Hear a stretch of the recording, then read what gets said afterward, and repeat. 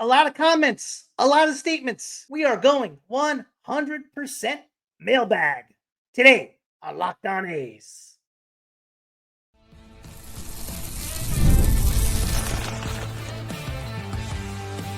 You are Locked On A's, your daily Oakland A's podcast, part of the Locked On Podcast Network, your team every day.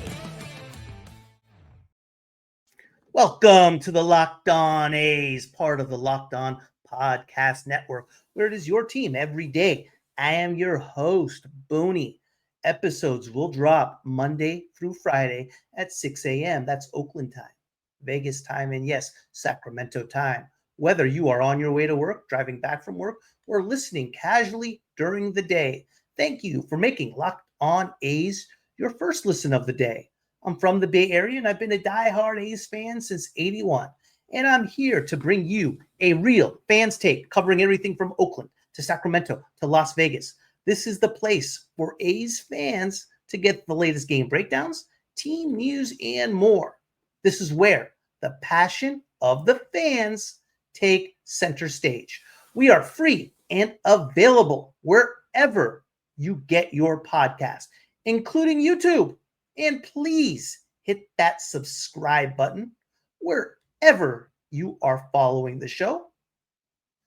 Today's episode is brought to you in part by FanDuel. You can start the season with a big return on FanDuel. New customers can place a $5 bet, and you'll get started with $150 in bonus bets if you win your first $5 bet. Visit FanDuel.com to get started. Good morning, good afternoon, good evening, whenever you are watching this or listening. Have a big show in store for you today. We are going 100% mailbag, answering some of your questions, comments. We're going all mailbag today. Tune in tomorrow. Big episode tomorrow. A lot of news coming out of Vegas.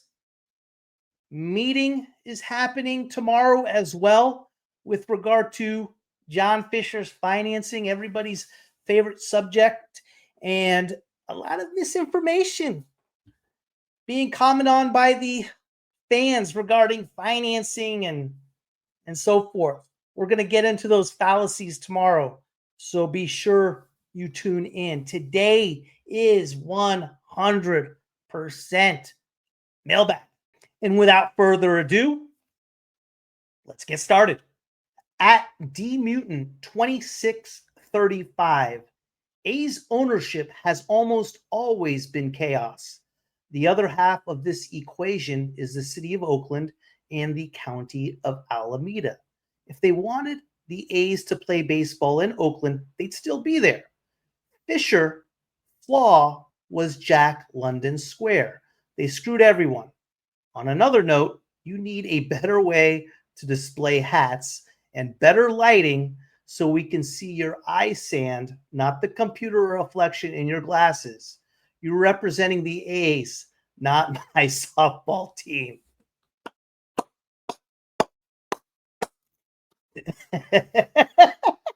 D-Mutant, you are 1,000% correct in everything you said. Almost everything. Yeah, this one got me a little bit. Let me get to your comment first with regard to Jack London Square and the A's would still be there. I don't know. I think this was set in motion quite a long time ago. Going all the way back to Selig, going all the way back to Wolf and the Fisher ownership. You know, they had better ownership groups to buy the A's than Fisher and Wolf. Reggie Jackson was part of an ownership group with Bill Gates, and they were actually offering Hoffman and what's the other owner's name? Schott, sorry. They were offering Schott and Hoffman actually more money than Wolf and Fisher was, but Selig decided to give the team to Wolf and Fisher. I mean, Selig always wanted the A's out of Oakland. That's just a fact. And I think when you have someone like Wolf, who was his fraternity brother, and a minority owner, although the face of ownership, and Fisher had the money, I think things were set a long time ago to get the A's out. I do believe that the city of Oakland, county of Alameda did almost everything they could to keep the A's there. When they stalled talks this last time, when the mayor came out and basically said, hey, listen, we're not going to be a bargaining tool for you in Vegas. I don't think they ever were. But I think that's what spurred on Sacramento happening. But I do think Vegas was inevitable. Regarding the lighting, there's a reason I'm not wearing glasses is because of this comment. I mean, I can't see, but at least you guys can see my eyes better. There's no reflection. And yeah, I get it. I'm representing the A's and not your softball team. There's a number of things we got to clean up with regard to the old podcast. I hear you. And thank you, Team Mutant. At BRA Rob 2089, as a lifelong A's fan and the only one in a family of Giants fans, it's tough knowing my favorite team will never win a World Series. I don't know what I'm going to do when the new season starts. I stopped playing college during the pandemic, and I hated the game for a while after. I got into coaching a little bit ago, and over the last 3 years, learned to love the game again. When the last season in Oakland came, I wasn't surprised a move was actually happening, but was devastated by it nonetheless. I also knew that once it was announced that it was settled and they wouldn't come back to Oakland no matter what, I didn't blame baseball for that like I did in 2020, and I was able to watch every game like it was any other season. The last home game came around, and I wasn't going to watch it because I was just sad about the whole situation and just wanted to be done with it. But then I got the notification that the game started, and I knew I had to watch it. When I started watching, I just started bawling. All the emotions I pushed down, ignored for the whole year came up, and I couldn't stop it. I still love the game, but I don't know if I can watch MLB anymore. I can root for any other team than the Oakland A's, so watching MLB baseball just isn't the same for me anymore. I guess we'll see. BRA Rod 2089. I get it. I get it. Yeah, baseball has been through a lot when you talk about 2020 and the pandemic, then all of a sudden now with the A's. A lot's been taken away from the fan and especially the A's fan. I would say this. If you're not going to watch the A's and root for the Oakland A's, I get it. I understand why. They don't have that Oakland in front of them. And who are you going to root for? It makes it tough. But don't stop watching baseball and don't stop watching the game because of political reasons that are out of our control. There's nothing we can do about it. It's still a great game. And there is still a purity to it with the players that play. But if we continue to let the off-field distractions, the ownership, the commissioner, the politics surrounding baseball, it's a tough deal. It's a tough deal. I think the A's next year are going to have arguably the most exciting brand of baseball with what they have, how they play. Give them a shot. But again, for any A's fan that doesn't want to root for the A's. I get it. And they don't have that Oakland in front of them, yet they're still taking the yellow and green to another city. It's tough. I 100% get it. I 100% understand. I'm 100% on board with this off-season strategy. At all costs, they can't trade their young studs. Let ownership overpay for a starting pitcher and third baseman. Gravity Fallout Pines. Yeah, this is with regard to the episode I believe was on when Walker Buehler basically told the A's to kick rocks. Yeah. We can't. I mean, the only thing we have right now is our young studs. We need pitching. Regarding third base, I mean, here's a question for you, Gravity Fallout Pines. Do we let Schumann ride at third base? And instead of getting somebody, let's say like a Candelario from Cincinnati, just get two starting pitchers. That's something that's worth thinking about. Then again, I don't think there's one person in our infield that you can depend on. Maybe the most dependable is Soderstrom at first. His glove is shaky, to say the least. Geloff at second. 2023 was great for him, but I mean, he led the majors in strikeouts last year. He killed us. You got the kid, Jacob, at shortstop. You hope he turns out to what we think he will be. And at third base, I mean, Schumann was so darn solid for us. But again, I think regardless, we are going to need another infielder, considering how young our infield right now is. Today's episode is brought to you in part by FanDuel. When I personally look at a sports book, there are two things that are most important to me. Is it easy to deposit? And more importantly, is it easy to withdraw? FanDuel checks both boxes for me. Get ready to tackle the NFL action with FanDuel, America's #1 sportsbook. Because right now, new customers can bet $5 and get $150 in bonus bets if you win. The FanDuel Sportsbook app gives you everything you need to place live bets on the NFL all in one place. So when you get a hunch in the middle of the game, you can check out the latest stats, view live play-by-play, and so much more on the same page where you place your bets. Just visit FanDuel.com to join today. You'll get started with $150 in bonus bets if you win your first $5 bet. That's FanDuel.com.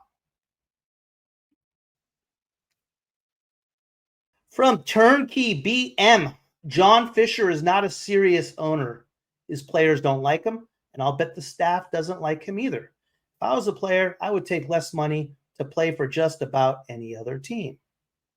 What he's doing to both the A's and the Quakes is a disgrace. He's toxic, and even though I've been going to A's games for 50 years, I have moved on from supporting the team. Talking about Walker doesn't seem to have aged well. One day later, and dude's now sitting on $35 million a year, half the A's players' budget. I applaud you for standing around to watch this happen. If they could have gotten a deal done at the Port or in Fremont, I'd still be a fan. One too many black eyes for me. Understood, Turnkey. Not disagreeing with you. Here's the deal with owner. Here is the deal with Fisher. He is not a serious baseball owner. He has no interest in winning. He wants to turn a profit. He is a real estate guy. Same as Lewis Wolf was, and same as Schott and Hoffman. Real estate guys. They want to get something, increase its value, turn it, sell it. The only thing that I'm not seeing or understanding right now is Fisher is not selling. He wants to see Vegas happen. He believes, and I agree with it, that once the team does make the move to Vegas, it's going to increase the franchise's value significantly. I do agree with that. And once the stadium is built, which I believe is on track and will happen, like I said, the value of the franchise is going to go up significantly, which is the sole goal and what he's really looking to do. Walker Bueller, yeah, I'm with you, man. Holy cow. Yeah, I said this on an earlier episode. It was the same episode. If the Padres wrap up that series in 4, well, now Walker's sitting on like a contract of like 2 years, $20 million. But he has the unbelievable outing against the Mets in New York, closes out the World Series. He looked great there. He looked like his old self. And yeah, all of a sudden his contract's now ballooning. He went from absolutely nobody to like, hey, I'm getting paid. So I'm with you on that. And I understand not supporting the A's. They have given a lot of black eyes to a lot of people over the years. I get it. I'm with you. Smaller ballpark gonna mean ticket prices gonna price out the blue collar fan. Stu Gotts. Yeah, Stu, this is regarding my statement and take that going smaller for ballparks is in the presumable future of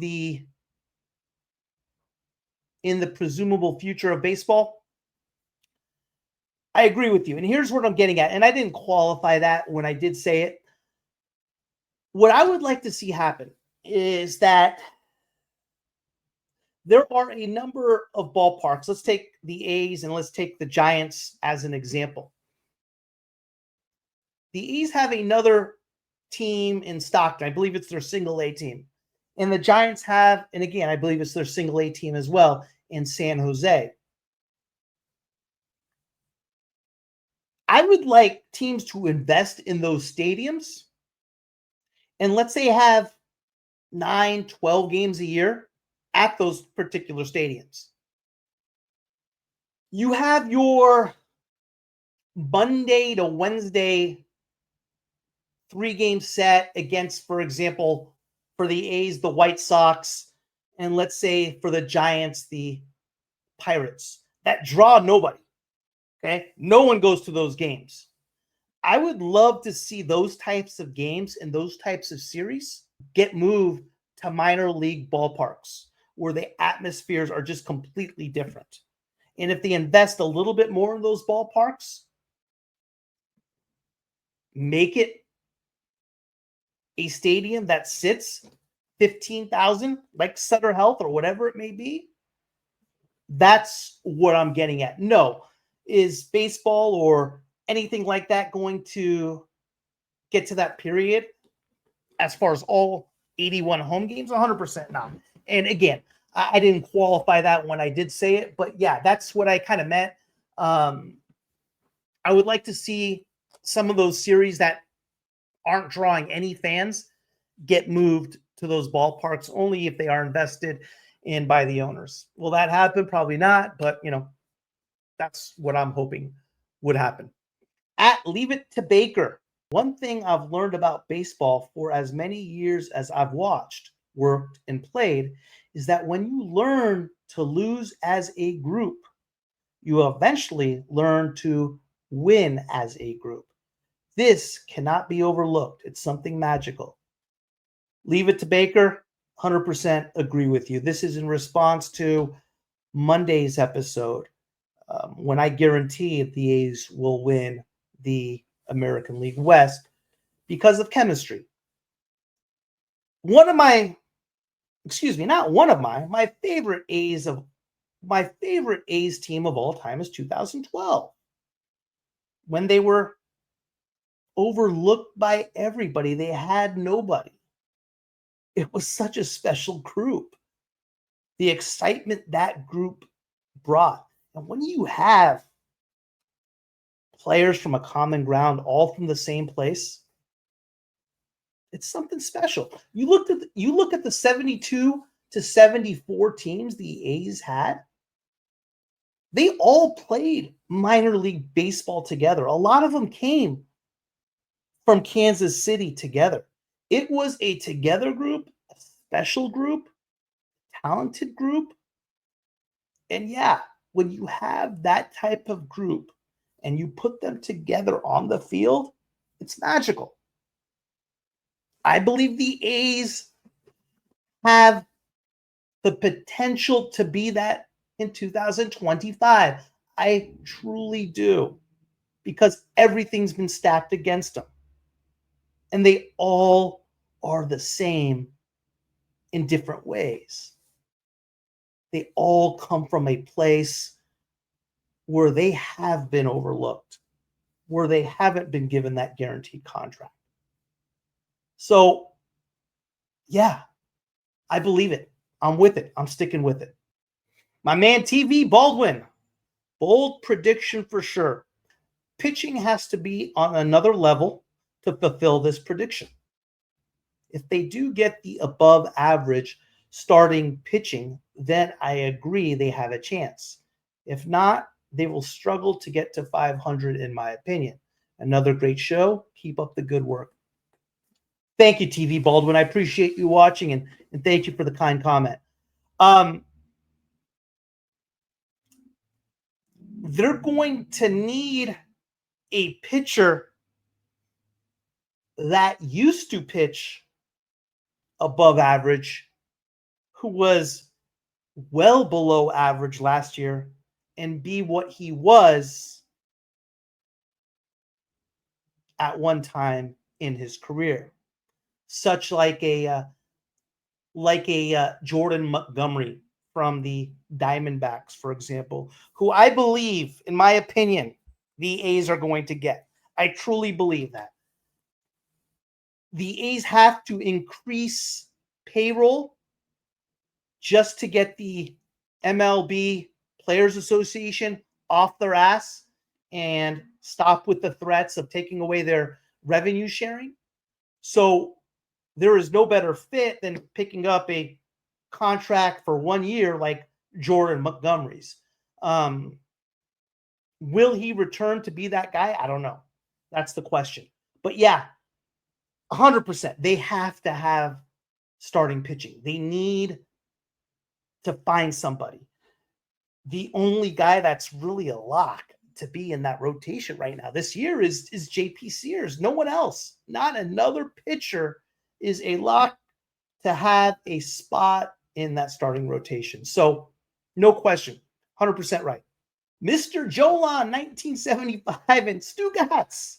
Locked on nonsense predictions and A's AL West champs. BS, you're dreaming. I get it. Yeah, I could understand the skepticism for sure.